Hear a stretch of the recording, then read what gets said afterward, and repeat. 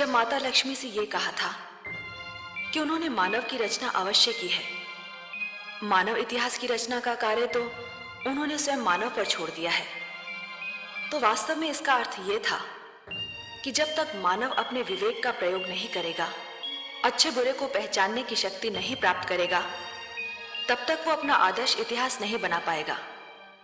विवेक अपनी इच्छाओं पर विजय का दूसरा नाम है। शक्तिशाली महाराज यही ना कर सके। विश्व को जीतकर भी वो अपने मन से हार गए। सुरुचि पर मोहित होकर वो अपना कर्तव्य भूल गए और महारानी सुनीति से अन्याय कर बैठे।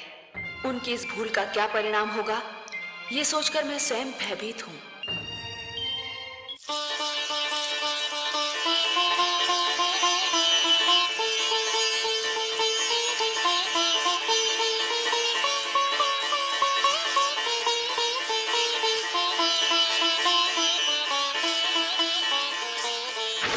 ठहरिए राजकुमार ध्रुव, आप अंदर नहीं जा सकते।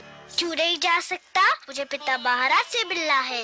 महाराज का आदेश है कि अंदर किसी को न आने दिया जाए। मैं राजकुमार हूँ और मेरा आदेश है कि मुझे अंदर जाने दिया जाए। सूर्य के प्रकाश को धरती पर पहुँचने से कोई नहीं रोक सकता। पिता और पुत्र के बीच में कोई नहीं आ सकता। हम महाराज के आदेश की अनदेखी नहीं कर सकते। और राजकुमार के आदेश की अनदेखी कर सकते हो? यदि हमने आपको जाने दिया तो महाराज हमें दंड देंगे। अगर तुमने मुझे रोका तो मैं तुम्हें दंड दूंगा। महाराज के डर से तुमको मैं बचाऊंगा, परंतु मेरे डर से तुमको कोई नहीं बचा सकता। पिताश्री, पिताश्री, पिताश्री।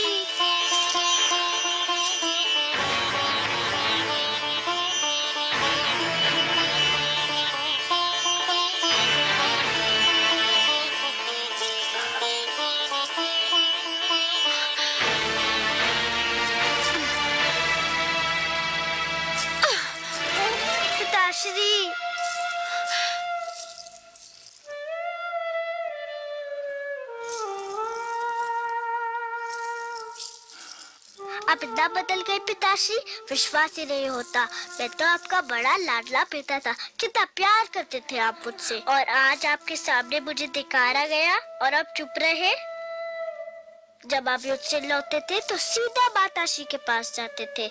आपकी बार आप मुझसे मिलने भी नहीं गए, ऐसा क्यों है पिताश्री? महाराज से क्या पूछता है? जाकर अपनी माता से पूछ कि महाराज जब उसके पास क्यों नहीं आते। आप भी तो माता है, आप भी बता दीजिए ना। मैं तो तेरी छोटी माता हूँ। माता छोटी बड़ी नहीं होती, माता तो बस माता होती है। आप स्वयं को छोटी क्यों कहती है? तो सुन, तेरी माता के दिन बीत गए। महाराज को अब उस भिखारन में कोई रुचि नहीं है। मेरी माता भिखारन नहीं है, वो राजभवन की महारानी है। महारानी थी वो, अब नहीं है महारानी। महाराज ने वो स्थान उससे छीनकर मुझे दे दिया है, और जो स्थान तेरा था वो अब मेरे पुत्र उत्तम का है, समझा? उत्तम मेरा छोटा भाई है, उसे जितना भी मिले मुझे उतना ही हर्ष होगा। मैं और कुछ नहीं चाहता, बस पिताश्री का प्यार चाहता हूँ और उसकी गोद में बैठना चाहता हूँ।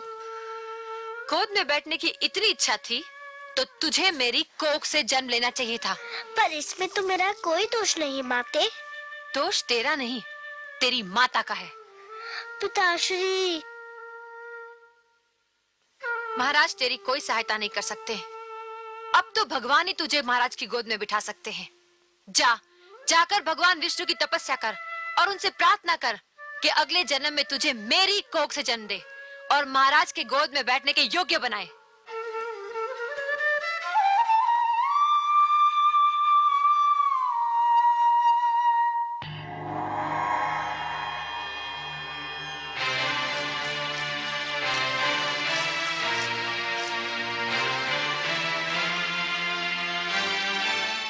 आंखें खोलिए परम श्रेष्ठ,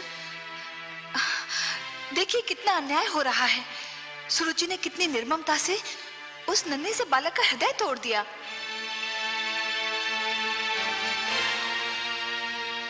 देख रहा हूं महादेवी। देख रहे हैं और फिर भी मौन है? यही तो उत्तम बात भी कर रहा था।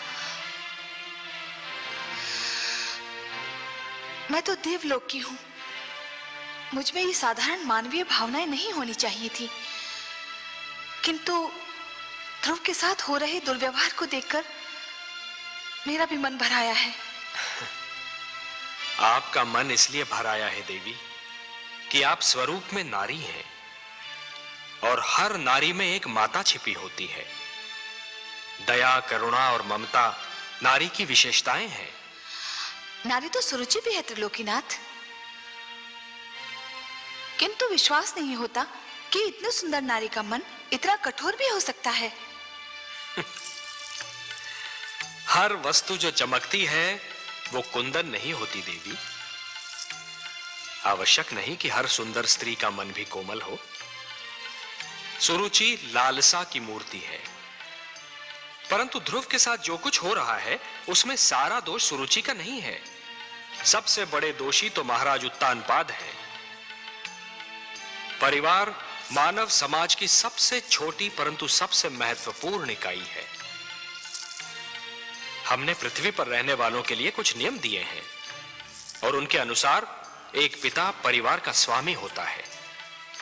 पुत्र को प्यार देना, उसका संरक्षण करना पिता का कर्तव्य है। परंतु महाराज उत्तानपाद सुरुचि की सुंदरता पर मोहित होकर अपने कर्तव्यों से मुख मोड़ रहे हैं देवी। एक पिता ब्रह्मा भी होता है और विष्णु भी। वो जन्म भी देता है और पुत्र का पालन पोषण भी करता है। उत्तानपाद ने ब्रह्मा का धर्म तो निभाया, परंतु हमारा धर्म नहीं निभा पाए। तो फिर अब क्या होगा नारायण? मानव स्वभाव में संघर्ष की शक्ति भरी है हमने। ध्रुव को भी हमने इसी शक्ति से संपन्न किया है देवी। किंतु हे सर्वश्रेष्ठ, ध्रुव तो अभी बहुत छोटा है। उसमें संघर्ष शक्ति हो भी तो वो उसका प्रयोग कैसे करेगा? देवी, संघर्ष का संबंध आयु से नहीं, इच्छा शक्ति और मन की लगन से होता है। भड़कती हुई ज्वाला पहले छोटी सी चिंगारी ही होती है। ध्रुव भी एक छोटी सी चिंगारी के समान है। यदि उसे भड़कती ज्वाला बनना है तो उसे स्वयं की शक्ति को पहचानना होगा। आप स्वामी हैं, विश्वेश्वर हैं। आप जो कहते हैं उसका भेद भी केवल आप ही जानते हैं।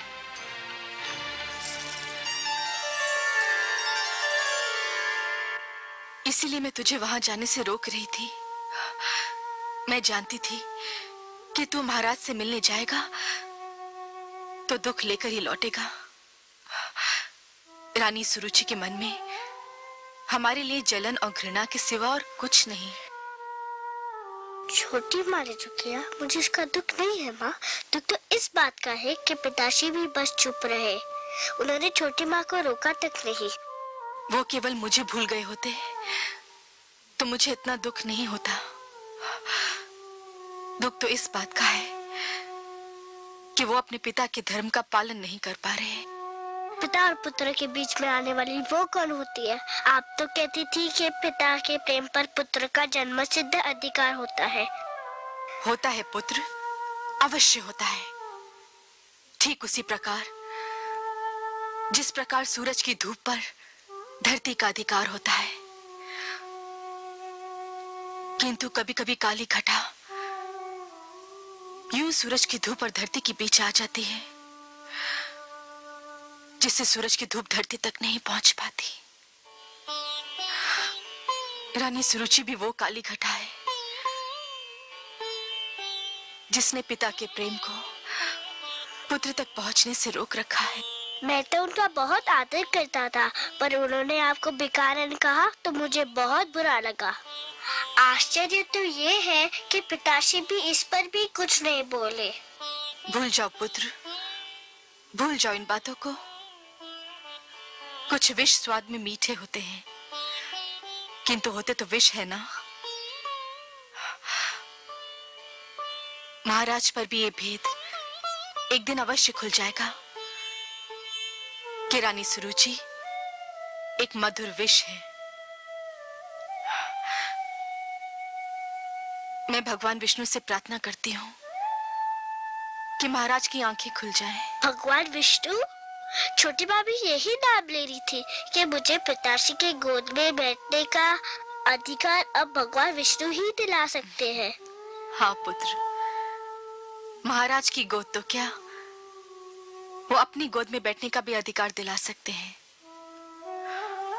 वो महाराजाओं के महाराज हैं, सम्राटों के सम्राट हैं, परम बलवान, सर्वशक्तिमान है। पुत्र, तुम देखोगे वो कैसे लगते हैं? हाँ, आओ आओ।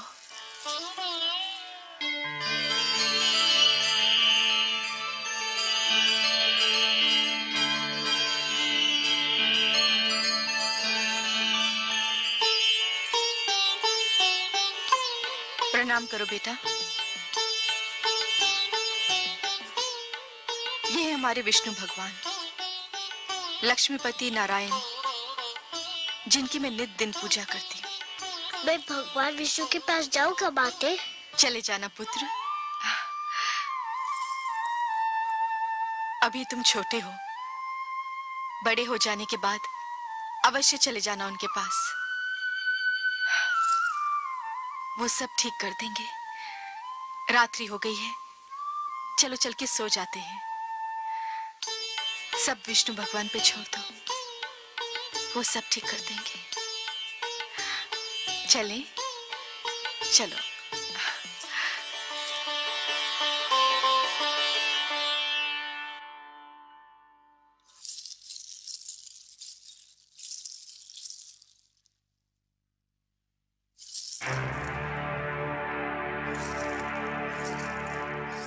कहाँ चले महाराज? अभी तक हम महारानी सुनीति से नहीं मिले, वो हमारी राह देख रही होंगी। जानती थी मैं, जानती थी कि आपकी सारी बातें झूठी है। आपका प्यार भी एक दिखावा है। कौन सी बातें झूठी थी? यही कि सुरुचि, तुम्हारे पास आकर मैं सारे संसार को भूल जाता हूँ। सब झूठ। संसार तो क्या, आप एक नारी को नहीं भूल पाए। रह रहकर उसका प्रेम आपके मन को बांध लेता है। मुझसे तो बस 4 घड़ी का ही प्रेम है आपको। यह बात नहीं है सरुचि, तुम अच्छी तरह से जानती हो कि हम तुम्हें कितना प्रेम करते हैं। प्रेम ना करते होते तो महारानी सुनीति का अधिकार तुम्हें क्यों देते? परंतु इस राजमहल में कुछ तो अस्तित्व है उसका, और फिर ध्रुव के साथ भी। क्या हुआ ध्रुव के साथ? मैंने तो कुछ नहीं किया, बस उसे बता दिया कि अब उसका और उसकी माता का क्या स्थान है, और यह स्थान आपने मुझे और मेरे पुत्र को स्वयं अपनी इच्छा से और मन से दिया है। तो फिर क्या हुआ जो मैंने बता दिया? क्या मैंने झूठ बोला था? नहीं, झूठ नहीं बोला था। जो भी कहा सत्य ही कहा था। परंतु यह आवश्यक तो नहीं कि सत्य कठोरता से ही कहा जाए। सत्य कोमल और सहज ढंग से भी बोला जा सकता है। सरुचि, ध्रुव एक बच्चा है, उसके प्रति इतनी कठोरता? आप बातें मत बनाइए, खुलकर कहिए ना कि अब पहली पत्नी और उसके पुत्र का मोह आपसे दबाए नहीं दब रहा है। उनसे मिलने, उनके पास जाने की इच्छा आपके मन में अंगड़ाइयां ले रही है, और सुनीति से दूरी अब आपसे सहन नहीं हो पा रही। तो जाइए, तुरंत जाइए ना। मेरे भाग्य में तो अकेले रहना ही लिखा है। अब मैं आपको नहीं रोकूंगी, जाइए जाइए। और मैं हूँ भी कौन आपको रोकने वाली? अरे ये क्या, आप तो अकारण रोने लगी। अकारण? जो हर पल आपके पास रहना चाहती हो, उसे छोड़कर आप जाएंगे तो रोना नहीं आएगा? अच्छा चलो, आप जीती, हम हारे। अब आपको छोड़कर हम कहीं नहीं जाएंगे।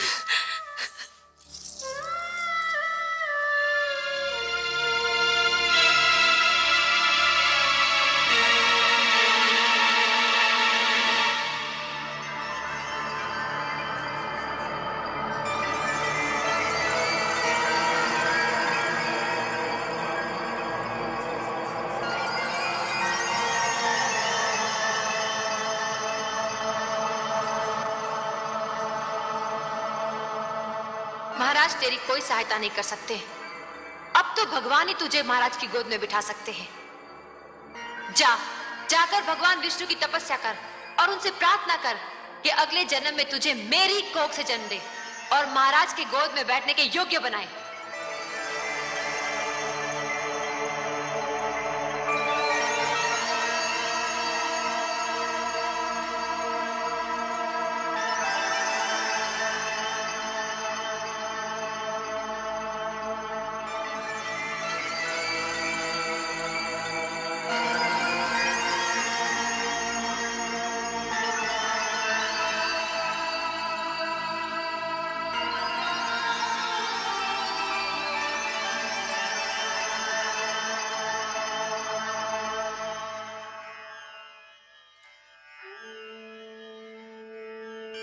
वो महाराजाओं के महाराज हैं, सम्राटों के सम्राट हैं, परम बलवान, सर्वशक्तिमान है।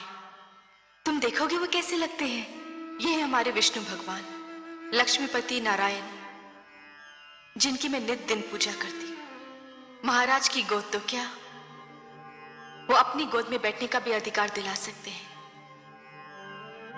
हे विष्णु भगवान, मैं तुमसे मिलने आ रहा हूँ, मगर मुझे ये तो पता नहीं कि तुम कहाँ रहते हो। मगर तुम जहाँ भी रहते हो मैं तुम्हें ढूंढ निकालूंगा। मेरी बस एक विनती है, मेरी माता नित दिन तुम्हारी पूजा करती है। मेरे जाने के बाद उसका ध्यान रखना। हम दोनों एक दूसरे से कभी अलग नहीं हुए। वो मुझे पास ना पाएगी तो व्याकुल हो जाएगी।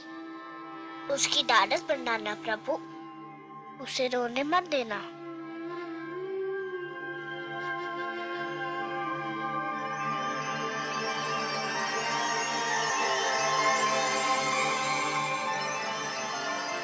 मैं तुम्हें सोता छोड़कर जा रहा हूँ, क्षमा कर देना मुझे। तुम जागती होती तो मुझे कभी ना जाने देती। पर देखो मुझे न पाकर व्याकुल मत होना। मैं भगवान विष्णु को ढूंढने जा रहा हूँ। वही तुम्हारा खोया हुआ स्थान दिलाएंगे और मुझे भी। मैंने भगवान विष्णु की मूर्ति से कह दिया है कि वो तुम्हारा ध्यान रखे। मुझे विदा दो माते, मुझे विदा दो।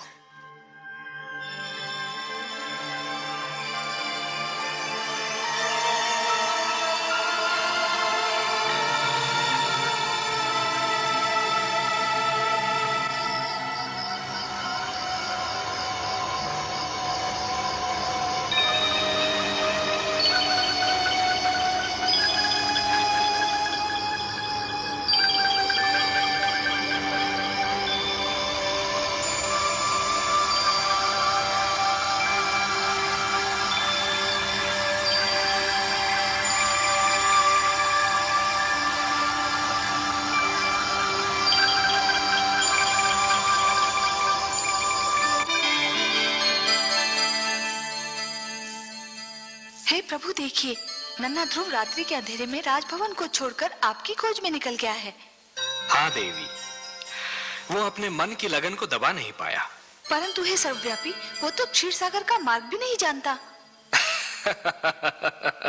देवी, एक यात्री के लिए सबसे कठिन क्षण वो होता है जब वो किसी अनजान यात्रा के उद्देश्य से मार्ग पर प्रथम पग धरता है।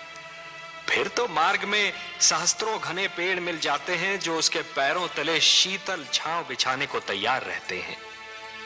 फिर मार्गदर्शक भी मिल जाता है, और मार्गदर्शक तो गुरु होता है देवी। परंतु हे सर्वश्रेष्ठ, वो तो अभी एक बालक है।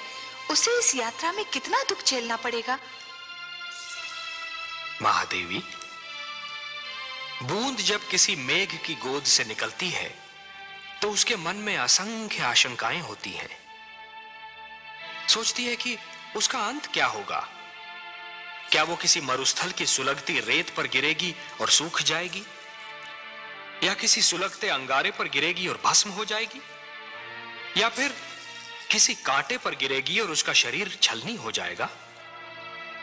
क्या होगा उसका अंत।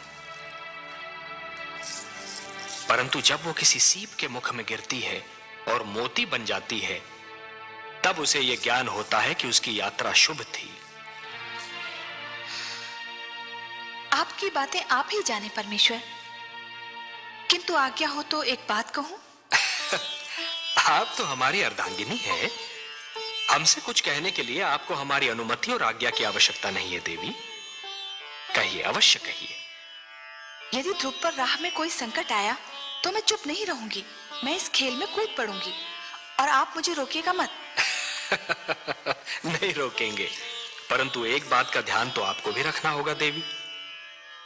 कौन सी बात?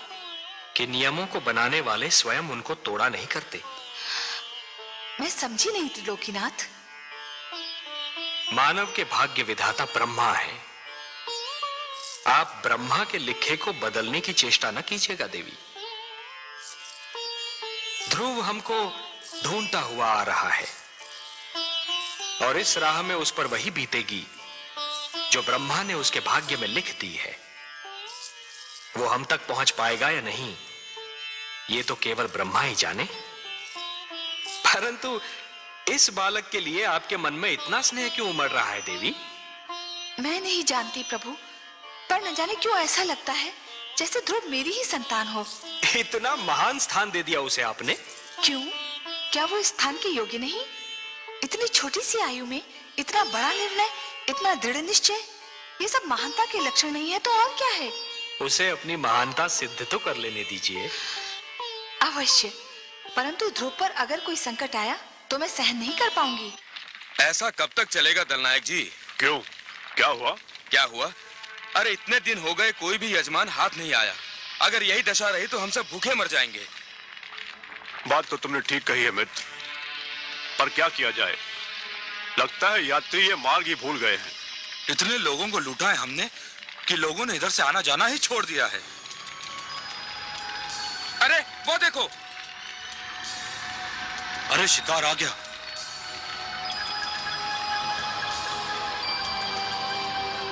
भक्त देवता ने सुन ली हमारी। कोई बालक है? कोई भी हो, लगता धनी है। सारा शरीर गहनों से ढका है। गहने छीनकर ठिकाने लगा देंगे। गहने छीनने तक तो ठीक है, पर इतने छोटे बालक को मारना। मती मारी गई है तुम्हारी। यदि कोई राजकुमार हुआ तो इसे छोड़ दिया तो जाकर राजा की सेना ले आएगा और हम सब चुन चुन कर मार दिए जाएंगे। चलो।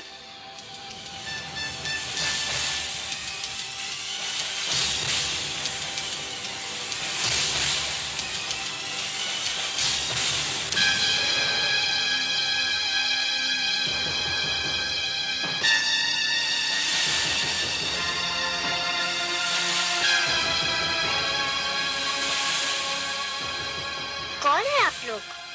हम डाकू हैं। क्या चाहते हैं आप लोग? तुम्हारे आभूषण, अपने आभूषण उतार कर हमें दे दो। ले लीजिए, केवल मुझे एक बात बता दीजिए। क्या बात? मैं अपने सारे आभूषण आपको दे दूंगा। मुझे बस ये बता दीजिए कि भगवान विष्णु कहाँ रहते हैं। भगवान विष्णु? हाँ, मैं उनसे मिलना चाहता हूँ। आपको तो पता होगा कि वो कहाँ रहते हैं। हाँ, क्यों नहीं, क्यों नहीं। हम तुम्हें जरूर उनके पास ले चलेंगे, पर पहले अपने ये आभूषण हमें दे दो।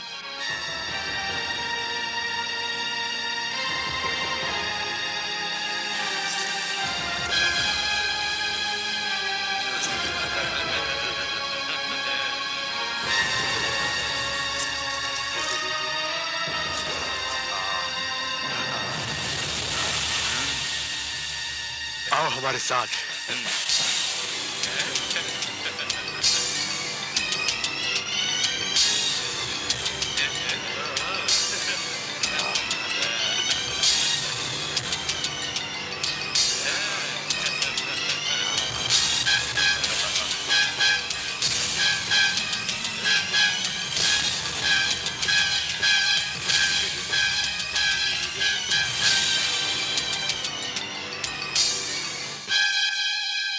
यहाँ से तुम सीधा विष्णु के पास पहुंच जाओगे।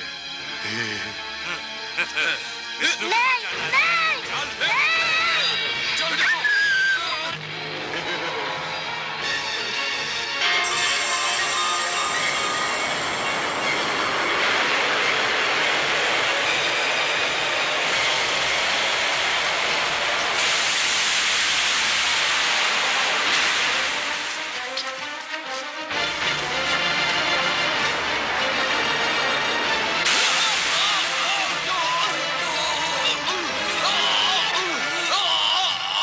उसे मार डालो।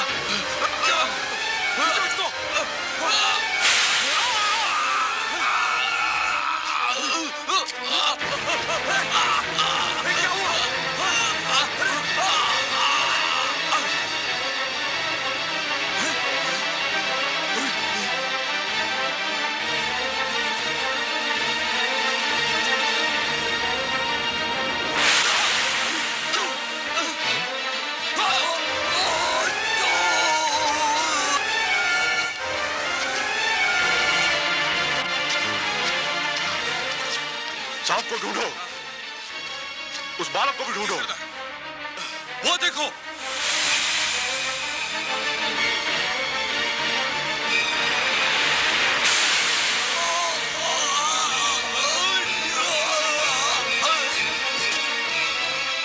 सांप को ढूंढो, उस बालक को भी ढूंढो।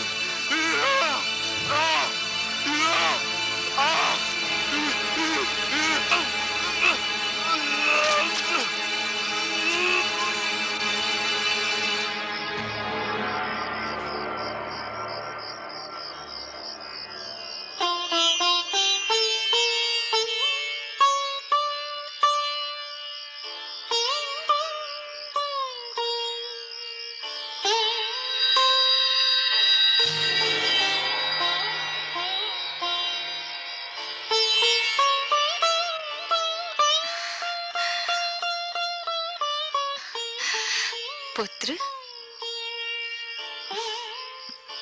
आप कौन है माता? तुमने तो माता कहकर स्वयं ही बता दिया कि मैं कौन हूँ। अब मैं क्या बताऊं? समझ लो तुम्हारी माता ही हूँ। इन लोगों को क्या हुआ? इनको इनके किए का दंड मिल गया। ये लुटेरे थे और तुम्हें मार डालना चाहते थे। परंतु ये बताओ, इतनी रात्रि को तुम अकेले कहाँ जा रहे थे? मैं भगवान विष्णु से मिलने जा रहा हूँ। मेरी मानो तो तुम घर लौट जाओ, अभी तुम बहुत छोटे हो। मैं उनसे मिले बिना घर नहीं जाऊंगा। अच्छा, अब रात्रि बहुत बीत चुकी है। भोर होते ही ढूंढ लेना अपने भगवान विष्णु को। आपको पता है कि भगवान विष्णु कहाँ रहते हैं? मुझे उनसे मिलने का मार्ग बता दीजिए तो आपकी बहुत कृपा होगी। मेरे वश में होता तो मैं ले जाकर तुम्हें उनकी गोद में ही बिठाती, किंतु मैं विवश हूँ। सुनो पुत्र, तुम थक गए होगे, तनिक विश्राम कर लो। विश्राम तो मैं अपने भगवान विष्णु से मिलने के पश्चात ही करूँगा। बड़े हठी हो तुम।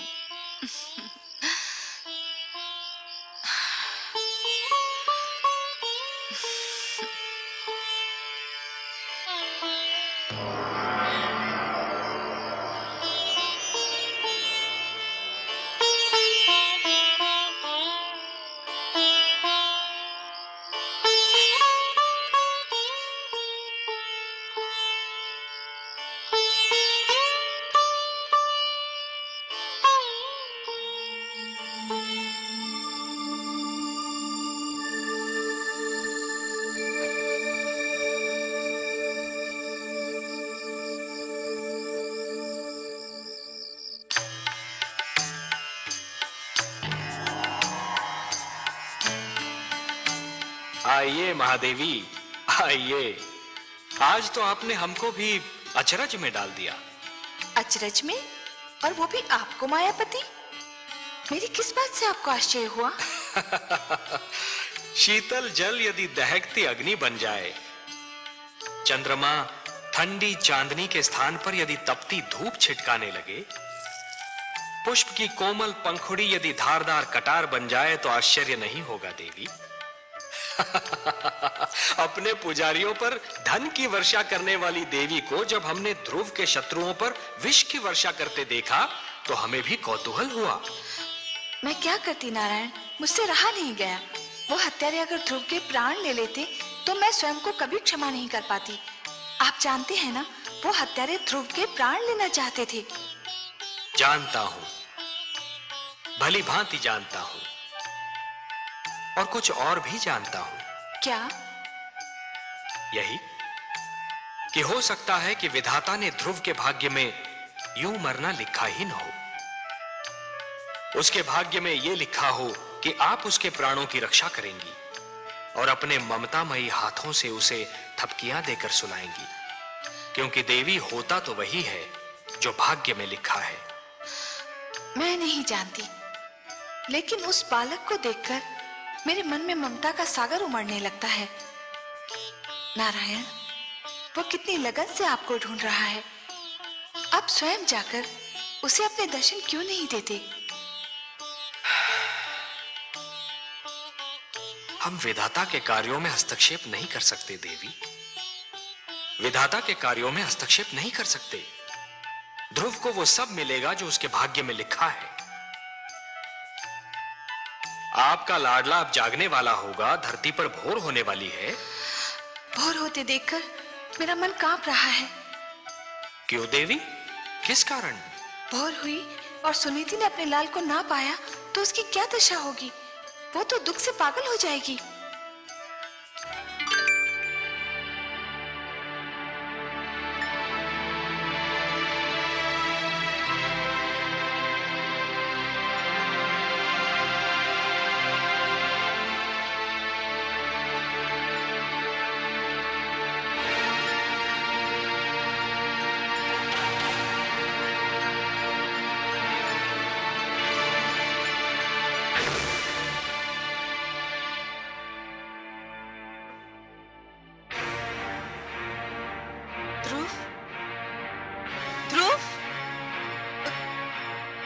पुत्र ध्रुव, ध्रुव, ध्रुव, कहाँ हो तुम?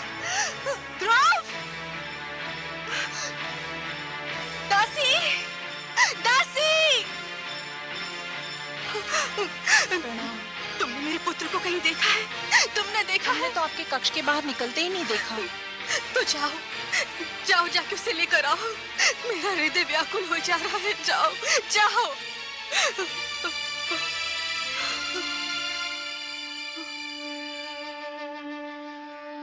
महाराज ध्रुव को अवश्य ढूंढ निकालेंगे। हाँ, मुझे महाराज के पास जाना चाहिए।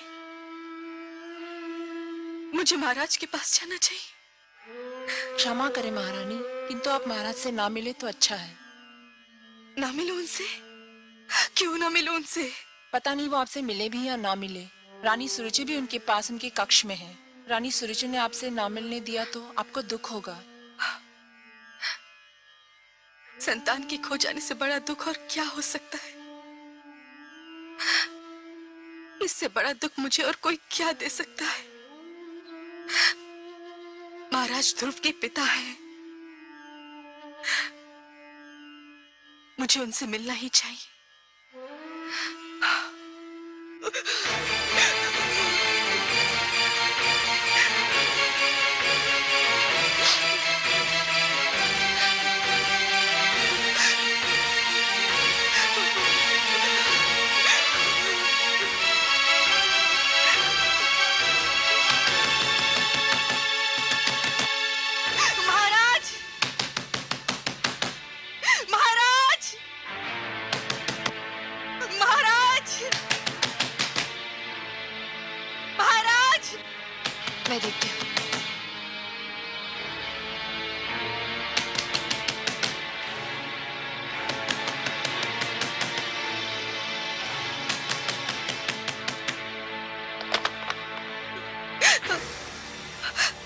महाराज, महाराज। महारानी सुनीति, क्या बात है? क्या हुआ? महाराज, हमारा पुत्र ध्रुव। क्या हुआ पुत्र ध्रुव को? बहुत बड़ा अनर्थ हो गया। न जाने कहाँ चला गया हमारा पुत्र, न जाने कहाँ चला गया ध्रुव। चला गया? कहाँ चला गया? कहाँ चला गया होगा? अरे यही कहीं राजभवन में खेल रहा होगा। दासियों ने राजभवन का कोना कोना छान मारा है, उसका कहीं पता नहीं चला। महाराज, आप उसे ढूंढ निकालिए, नहीं तो मैं रो रो के अपने प्राण दे दूंगी। महारानी सुनीति। महाराज उसे कहाँ ढूंढेंगे? आपका पुत्र आपके पास था, महाराज को क्या पता कि वो कहाँ होगा? महाराज, मेरा सब कुछ छीन लीजिए, किंतु मेरा लाल मुझे लौटा दीजिए। एक उसी का तो सहारा था मुझे, उसी का मुख तो देख देख के जीती थी मैं। धीरज रखिए महारानी सुनीति। कैसे धीरज रखूं, कैसे धीरज रखूं? उसने कहा था कि वो भगवान विष्णु से मिलना चाहता है। मैं समझी कि वो बचपने में कह रहा है। भगवान विष्णु से मिलने? हाँ, आपसे मिलने के पश्चात वो बहुत उदास हो गया था, न जाने कहाँ भटक रहा होगा वो। अगर वो मुझे नहीं मिला ना, तो मैं आपको कभी भी क्षमा नहीं करूंगी। मैं आपको कभी भी क्षमा नहीं करूंगी। मैं आपको कभी भी क्षमा नहीं करूंगी। महारानी सुनीति, महारानी सुनीति, महारानी सुनीति, महारानी सुनीति, महारानी सुनीति मूर्छित हो गई हैं। जल्दी से जल लेकर आइए। आपको दिखाने के लिए ढोंग कर रही है, ये सब आडंबर है।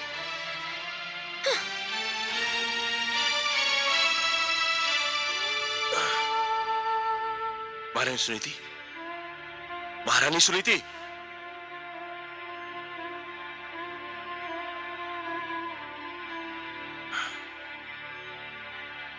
दासी, जल्दी से जल लेकर आओ। महारानी सुनीति,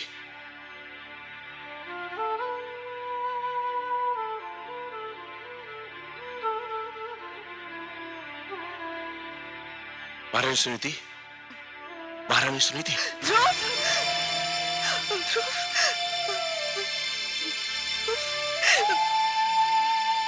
पुत्र ध्रुव। रोइए नहीं महारानी, रोइए नहीं।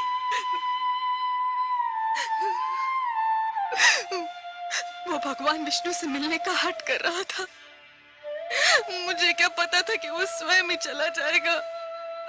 घबराइए नहीं महारानी, वो चला भी गया है तो बहुत दूर तक नहीं गया होगा। आप अपने कक्ष में जाइए, मैं तुरंत ही अपने सैनिकों को ध्रुव को ढूंढने के लिए भेजता हूँ। सैनिकों को भेजोगे? स्वयं नहीं जाओगे अपने पुत्र को ढूंढने? पिताश्री आप? पर तुम कैसे जाओगे? जो स्वयं मोह की राहों में भटक रहा हो वो किसी को क्या ढूंढेगा?